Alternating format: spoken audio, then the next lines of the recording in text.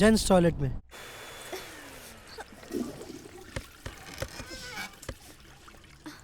I'm sorry. What the hell? Tissue paper खत्म?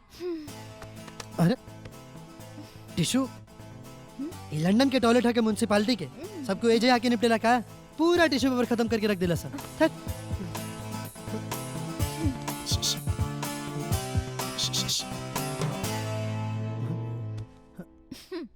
Thanks mate.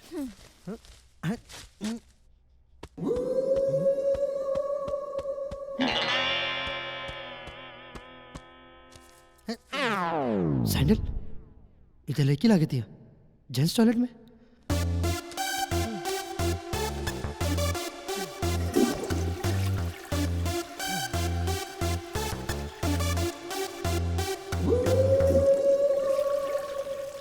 You're welcome.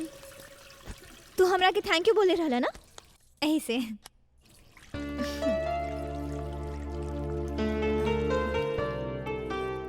Why you looking so confused? Oh, sorry. वो actually कहा ना ladies toilet फुल रहे इससे हम जेंट्स टॉयलेट में आ गए नहीं। भोजपुरी? या हमार पूर्वज बिहार से बा। अच्छा, that's good. हमारे यूपी से। Oh wow. Nice to meet you. Same here. Bye.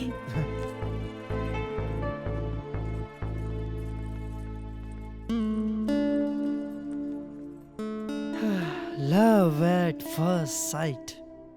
पहला नजर के प्यार। आय हाय वो भी बाथरूम में। अब तो दो बात हो सकेला, या तो हमार लव स्टोरी यह बाथरूम में टिश्यू पेपर के साथ फ्लश हो जाए, या तो फिर लड़की के अपना साथ अपना घरे ले जाके ये प्रेम कहानी के एगो नया अध्याय लिखल जाई।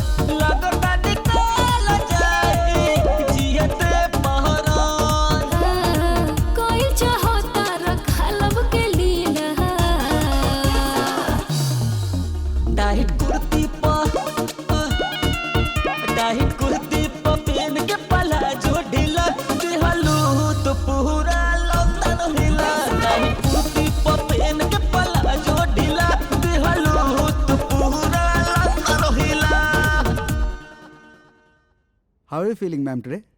Oh, I'm feeling much better today. Thank you, doctor. Excellent. You will be absolutely fine within few days. I'm sure I will, yes. I'm sure I Ma'am, will. sorry, ma'am. Don't be sorry. I'm really sorry. Don't be sorry. Please, Don't please be leave sorry. me. What happened, doctor? अरे ये बुड्ढी पागल हो गई है। There's nothing to worry about. Nothing going on. भाई, max भाई, मुझे इस बिंदु से बचा ले। नहीं तो बहुत बड़ा बखेड़ा खड़ा हो जाएगा। अब हाय sexy, you're looking gorgeous today. Well, thank you. So are you. Yeah, so let's meet sometime and let's have some fun. Okay, give me a call. For sure. Thank you यार, तूने आज बचा लिया। नहीं तो आज मेरी इज्जत ही लूट जाती। Cool man, just relax. ये तो अच्छा बात बना कि तोहरा पे भी क्यों मरे ले। मेरी जलाना बंद कर। अब ये बता आया क्यों? हाँ भाई, हमके ना प्यार हो गइल बा। भाई तुझे तो वो रोज होता है। अरे यार, एबेरू इमरान हाशमी वाला प्यार ना, एबेर त सचमुच वाला टंग टंग टंग टंग टंग टंग टंग टंग टंग शाहरुख खान वाला प्यार। सच्ची? मुझे क्या बात है, कैसी लगती है? बहुत खूबसूरत। कैसी मिली? जेंट्स टॉयलेट में। जेंट्स टॉयलेट में? भाई तेरी लव स्टोरी तो बाथरूम से बेडरूम तक तो पहुंच ही जाएगी, पर लगता है मैं बाथरूम में ही फंसा रहूंगा। हमारा लव स्टोरी के बीच में तहार लव स्टोरी कहाँ से घुस गई? भाई एक मोनिका नाम की लड़की है, अच्छा, वो है ना अपने क्लिनिक में ना अपनी कैविटी क्लीन कराने आई थी। उसकी कैविटी पे है ना मेरा दिल आ गया। कैविटी पे? हाँ अच्छा, अब हमसे क्या चाहता रे, इतना बोल। भाई तू तो जानता है मैं लड़कियों के मामले में थोड़ा अनकंफर्टेबल हूँ। अरे यार, एक तो तू ना अपना आप के सुधार ले और अपना आदत के भी सुधार ले। भाई जैसे एटीएम से पैसा नहीं निकलता, हर दिन संडे नहीं होता, वैसे ही हर एक लड़का आंख मारने वाला गे नहीं होता। डायरेक्ट पॉइंट पे आओ ना। डायरेक्ट पॉइंट पे। हाँ, एक्चुअली मोनिका ना मैरिज ऑर्गेनाइजर है, उसने ना अपना घर रेनोवेट करवाना है। मैं तुझे ना उसे एज एन आर्किटेक्ट इंट्रोड्यूस कराता हूँ। तू है ना मेरी है ना भाई, उससे सेटिंग करा दे। अच्छा, तो प्लान किया लौंडे ने। हाँ, तो कहाँ भी आ तुम्हारी मोनिका, ओ योर डार्लिंग। हाँ, मैं भी वहाँ पे गई थी।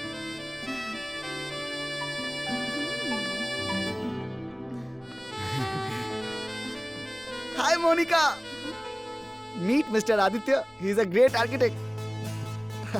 Oh, great, Mr. Aditya. You're looking so dashing. Monica, तुम्हें एक आर्किटेक्ट की जरूरत थी ना? He is the one.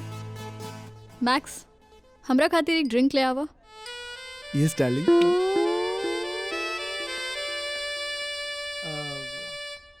Nice to meet you Aditya. Yeah same हियर। हमके और हमार घर के तू ही डेकोरेट कर सकेला। सॉरी। अब इतना भी तू ना समझना बड़ा। अब वैसे अब मैक्स कितना अच्छा लड़का बा ना, कितना केयर करेला तोहार। ऐसन लड़कन के अच्छा ना स्टूपिड कहल जाला। वैसे कल शाम में क्या कर रहे हो? अब नथिंग स्पेशल, कुछ खास ना। तो प्लीज मुझे एक फेवर करोगे? फेवर? कैसन फेवर, बताओ ना। कल मेरा एक इवेंट है, मेरे साथ परफॉर्म करोगे? व्हाट? हम का है? अरे मेरा जो डांस पार्टनर है ना, उसे कोविड पॉजिटिव हो गया है। ओह, और मुझे एक परफेक्ट डांस पार्टनर की ज़रूरत है, और अभी मेरी नज़र में सिर्फ तुम ही परफेक्ट हो। तो प्लीज़।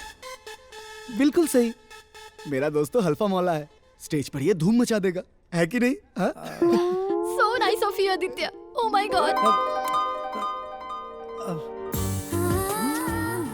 मॉम, मैं बोर हो रही हूँ, मैं घर जा रही हूँ। Samaira, chill. Let's enjoy. या ओके ओके, बट ये सिर्फ मेरे दोस्त के लिए।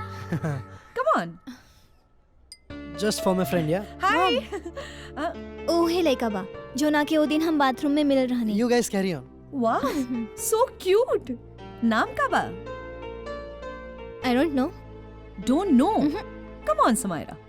नाम तो जाने के चाहिए।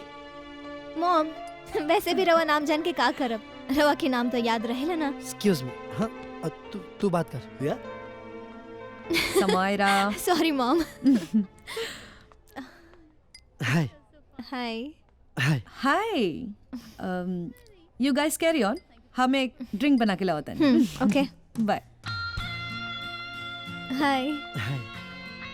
समायरा या आदित्य है, नाइस टू मीट यू। सेम वैसे हमनी के 2 बेर मिलल बानी और दोनों बेर तो हमार मदद कैले बाड़ू। तोरा के टिश्यू के ऊपर इशू बनावे की जरूरत नहीं है। वैसे अपना बारे में कुछ बतावा, आई मीन अपना फैमिली के बारे में। हम अपना मॉम के साथ रहनी। और पापा? वो लोग के डाइवोर्स हो गइल बा, वो अलग रहेले। खैर हमार बात छोड़ा, अपना बारे में बताओ। वैसे तो हम बिहार से बिलोंग करेली, बस यहाँ लंदन में जॉब खातिर आयल बानी। ओके। वैसे तोहरा से एगो बात पूछी? पूछा। अब देखी, हमनी के बार बार मिल रहल बानी तो एमे 2 गो बात हो सकेला, या तो हमनी के दोस्ती और गहरी हुई, या तो हमनी के बीच तगड़ा वाला झगड़ा। का? अब हमार मतलब ही बा, अब हमनी के अब तक जब भी मिलल बानी संजोग से मिलल बानी, तो काहे नहीं संजोग के प्लानिंग में बदल के प्रॉपरली मिलल जाओ। मतलब? अब मतलब ही कि पता चल जाए कि हमनी के मुलाकात के सिलसिला जारी रही या अब तो फिर dinner. How about the dinner परसों?